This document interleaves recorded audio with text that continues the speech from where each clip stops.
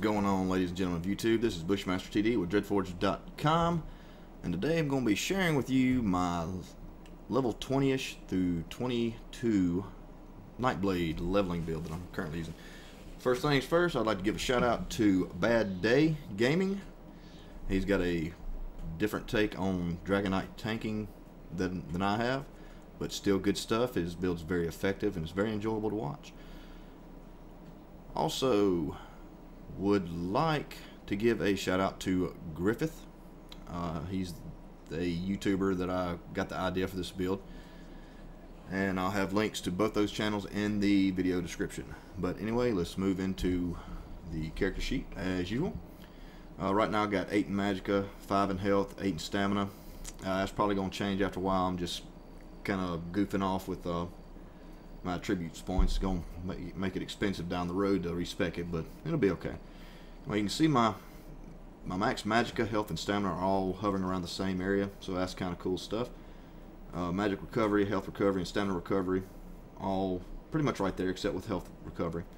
Weapon damage is 57 with a weapon crit of 8% and armor's at 176.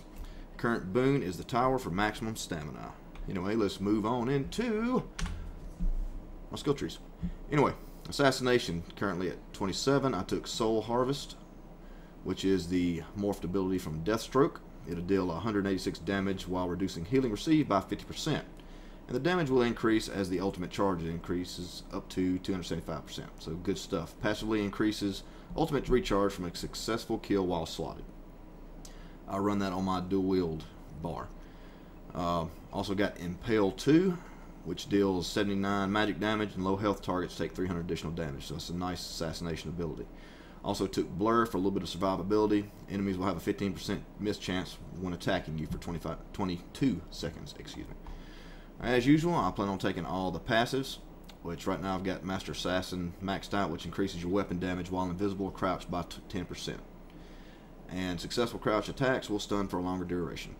Moving into Shadow, I currently have Shadowy Disguise 3, which gives me invisibility for 2.5 seconds and grants a 90% critical strike for duration. Also using Surprise Attack, which deals 156 magic damage. If I'm stealth, the attack will set the enemy off balance and stun them for 4 seconds, and it also reduces enemy armor by 40%. So it works really good right out of stealth. I haven't taken anything in the passives yet, but as usual, I will more than likely pass these out, because in my opinion and a couple other guys out there, you want to take as many passives as you can. Okay, moving into siphoning. The only thing I have in siphoning right now is Soul Shred, which nearby enemies will take 224 magic damage and are stunned for 4.5 seconds. An ally may activate the Soul Leech ability, Synergy, initiating a high damage life-stealing attack, so it's very good for group play. My main source of self-healing is Swallow Soul, which deals 133 magic damage and heals the player for 25% of the damage inflicted every 2 seconds for 10 seconds. And the player will also receive 8% more healing from all sources. So that's nice for group play also. Moving into my weapons. The current bar I have is Duel Wield, so we'll go to that. I have Rapid Strike, which is a morph ability from Flurry. And what it'll do is it's a 6-hit consecutive attack for, you can see the damage there, I'm not going to go through those repeated numbers. But at the end of it, it will increase your attack speed by 15% for 6 seconds. So that's nice stuff. Also have Steel Tornado, which is the morph ability from Whirlwind, and it will deal 49 physical damage to all surrounding enemies. And the damage is increased versus enemies with low health. So it's basically a AoE execute. The current passives I'm running is Slaughter 1 of 2. You can see the stats there. And Duel Wield Expert, which is 2 of 2, which will increase your offhand damage by 25%. Okay, my second bar is my bow bar.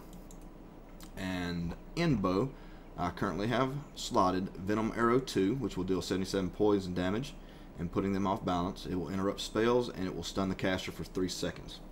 And the target will take an additional 55 poison damage over 10 seconds. I also have Scorched Earth. Both these abilities are morphed abilities. Venom Arrow you get from Poison Arrow. Scorched Earth is from, I think it's called Volley or something like that. And you'll repeatedly fire arrows at target location for 3 seconds, dealing 18 flame damage and to enemies in the area of effect. When the effect ends, it will deal 6 flame damage every 1 second for 6 seconds. So good stuff. And also in this tree, I'm going to be taking all my passes, as with the Duel Wield tree, all passes.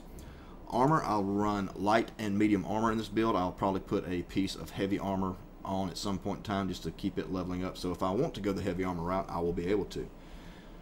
The only thing I'm not going to take in all these armors is the 5 with a full set. I'm probably never going to be running a full set of light, medium, or heavy armor on this build. But everything else I am going to max out. Same with medium. And heavy, I've got 9 points in it, but that's no big deal. World Magic, only thing I'm going to take is going to be Soul Lock. May take Soul Strike, don't know yet, but it seems like it will synergize really well with an assassin type class. Alright, guild skills. I took, so far all I've got is Intimidating Presence and Persuasive Will. One thing I'm looking at in the Mages Guild is going to be Fire Rune, which will create a Fire Rune at target location for 30 seconds, dealing 106 flame damage when an enemy enters the area of effect. I believe there's a morph for it to either do a stun or a snare, which will be very good for this. Alright, Undaunted, not really much here that I'm going to take. Maybe Trapping Webs, I don't know. We'll just have to see when that time comes. Alright, racials, I am a Khajiit, so I will take all this. Reason I took the Khajiit over a, like, say, an Imperial, well, Imperial wouldn't really be good. Well, one thing, Wood Elves, if there's ever somebody who is very against elves, it is me. I mean, it stems from back when I first started playing pen and paper Dungeons and Dragons. I just do not like elves. But anyway, the Robust, that's a nice health and regeneration while in combat. A stealth improvement, which is very sweet, and Carnage, which is going to increase my critical rating for melee attacks by 2%. Crafting, I'm not doing any craft. I'm not going to put any points in crafting on this, but I do break stuff down and put it in my guild vault or my bank. Alright, let's move into my items. This is an idea that I got from Griffith, which is running the Warlock set, which I'm running that on my head. Dang, I got to repair. But anyway, it's I'm running the helmet, let's see, what else am I running? The focus and the ring. And what that's going to do is once per minute, when you're below 33% magicka, you're going to gain 242 magicka. So that's pretty significant since this is a fairly magic and stamina heavy build. Alright, the other set I run is Embrace of Shadows, which with 3 items equipped, you're going to recover 132 health when activating an ultimate, so it's a good way to keep you up and going. But like I said, I'm running through, let's see, it's 1, 2, and, well, 1, no, I think right now I'm only running 2 pieces. Yeah, I'm only running 2 pieces of medium, well, 2 pieces of light rather, and 5 pieces of medium. So, another good thing. Bow I'm using is just quest rewards and drops, so that's that. But anyway, let me go find an area. Well, there's a merchant I can repair there. I was going to cut video and go repair right quick, but whew, that was a hefty repair bill. And anyway, let me go up here. There is some, oh, there's a little rift anchor thingy. So we'll do this. Alright. We're going to stealth, stun, take them out. I think that Dragon Knight took that stuff out, but that's alright. And one thing I like to do is toss my Scorched Earth and then run in single target. But one thing I have noticed, I don't know if it is a bug or not, but you seem to pop out of stealth in an AoE, even if it's your own. And what I'm talking about is that, and then, well, it didn't do it that time. It does it if you're, well, there it went. Now let me try it on a pack of mobs. I may just be smoking crack, or my eyes are playing tricks on me. I'm getting a little bit older, so my eyesight is about to start going. But anyway, let's see if I can find a pack and we'll test that theory right quick. There's a good one. Well, get off your horse there, dude. Alright. So, Scorched Earth. Poison that caster. Switch weapons. No, I didn't do it again. I think I'm just getting old. Anyway, this build is just basically a high burst DPS build. And I haven't found anything that I could not really tank. If I'm on if I bring my A game and I can kite with a bow, I can take down world bosses with it.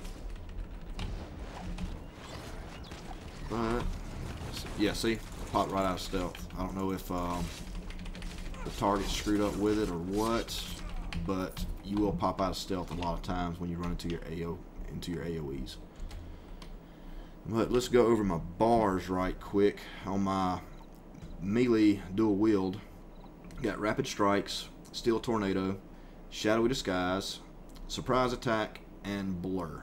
And the ultimate I run is soul harvest, which is the from the assassination tree right there.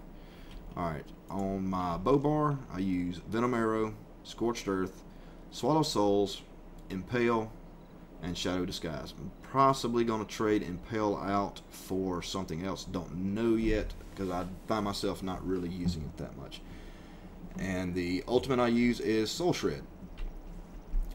So it's pretty good stuff.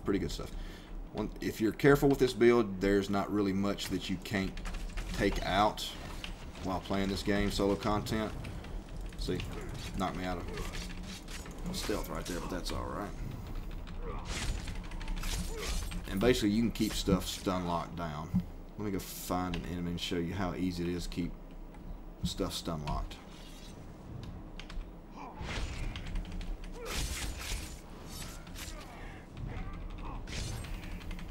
Just like that. Didn't take any damage. But anyway, guys. Ooh, there's another one. Keep him stunned. Help this guy out.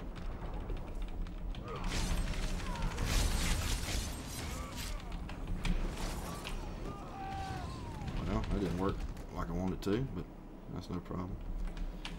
But anyway, guys, if you enjoyed this video, please remember to rate, comment, and subscribe. We are currently representing the Ebonheart Pact in Elder Scrolls Online. Just look us up in game. You can find me under the handle Bushmaster TD. And right now we are at 65 members.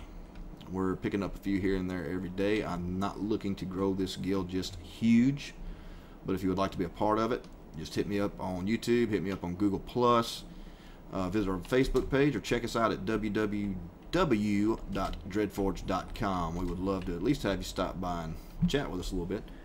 And also, again, big shout out to Bad Day Gaming and a shout out to Griffith.